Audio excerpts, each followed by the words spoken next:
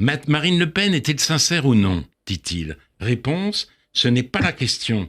Ce qui compte chez un personnage politique, ce sont les actes. Je ne vais pas, pour le plaisir de lui conserver mon inimitié dans dans sa pureté de cristal, déplorer qu'elle s'améliore. Alors, c'est vrai que dans un homme politique, on s'en fout de sonder les âmes. Tant qu'il met en place un parti qui structurellement devrait lutter contre l'islamophobie et que ses actes luttent contre l'islamophobie, on s'en fout de savoir ce qu'il en est. Mais pour Le Pen, je suis pas persuadé que ses actes, quand il y a des députés qui sont négationnistes et tout, je suis pas persuadé que ses actes soient contre l'antisémitisme. C'est là où il y a un truc biaisé chez lui, c'est que Le Pen, je vois pas en quoi il fait des actes contre l'antisémitisme, à part dire qu'il ne faut pas reconnaître l'État palestinien, et voilà, tu vois, si c'est ça pour lui être contre l'antisémitisme, bah c'est juste être sioniste en fait, tu vois.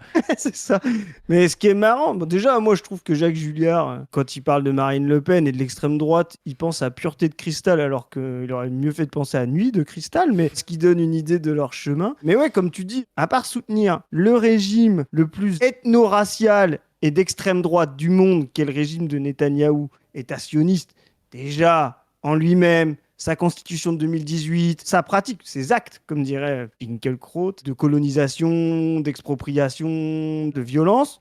Bon, à part soutenir cet État, quels sont les actes concrets de lutte contre l'antisémitisme? C'est vraiment une instrumentalisation totale et complète contre le problème général de Le Pen, mère, fils, cousin, tante.